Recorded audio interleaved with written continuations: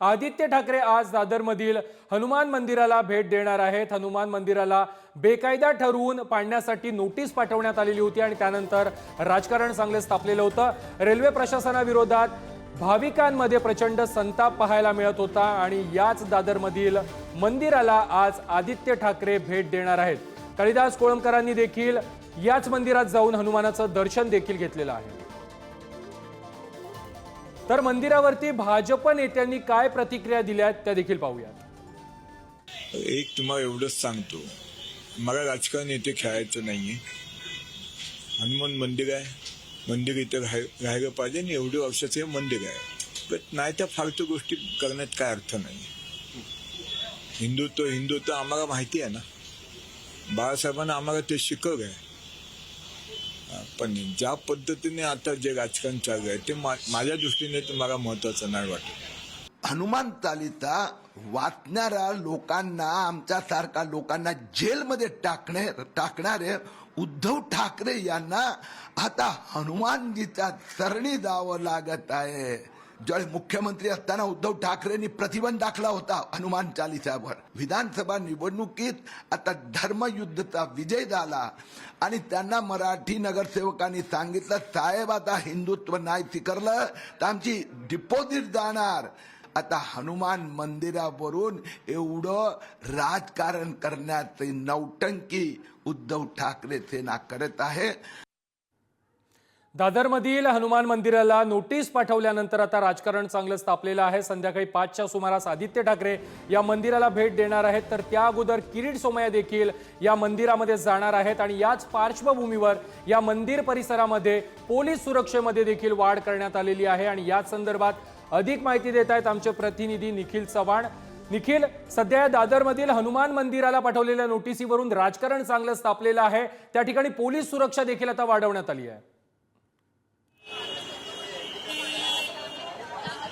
नक्कीच प्रथमेश, दादर येथील हनुमान मंदिराचं आता जे प्रकरण आहे ते कुठेतरी राजकीय होताना पाहायला मिळत आहे। आपण त्याच दादर हनुमान मंदिराच्या बाहेर आहोत आणि या मंदिराच्या आज मंदिरामध्ये आदित्य ठाकरे असतील ते देखील भेट देणार आहेत आणि त्यासोबतच किरीट सोमय्या आहेत, मंगलप्रभात लोढा आहेत, असे राजकीय नेते या मंदिराला भेट देणार आहेत।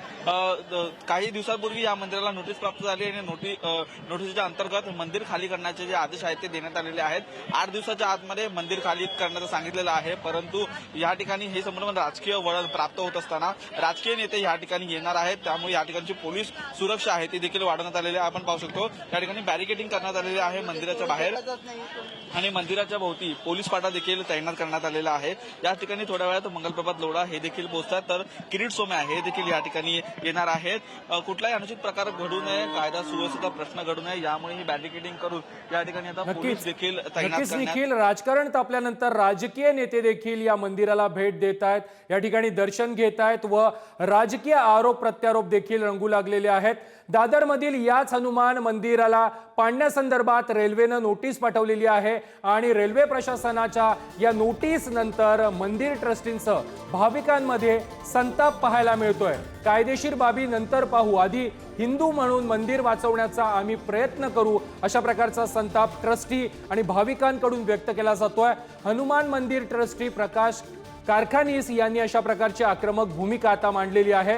मंदिराला कोणीही हात लावू शकत नाही, तसं केल्यास आम्ही विरोध करू, असं देखील प्रकाश कारखानीस यांनी म्हटलेलं आहे। दादर रेल्वे स्थानकाच्या बाहेर अनेक वर्षापासून पुरातन असलेलं हनुमानाचं मंदिर आहे आणि याच मंदिराला तोडण्यासाठी रेल्वे प्रशासनाकडून जी नोटीस आहे ती देण्यात आलेली आहे आणि या सर्वांवरती बोलण्यासाठी आपल्यासोबत हनुमान मंदिर ट्रस्टचे या ठिकाणी ट्रस्टी आहेत कारखानी साहेब। साहेब, या संदर्भात तुम्हाला जी नोटीस आहे प्राप्त झालेली आहे, काय नोटीसमध्ये म्हणण्यात आलेलं आहे, काय रेल्वेचं म्हणणं आहे याच्यावर?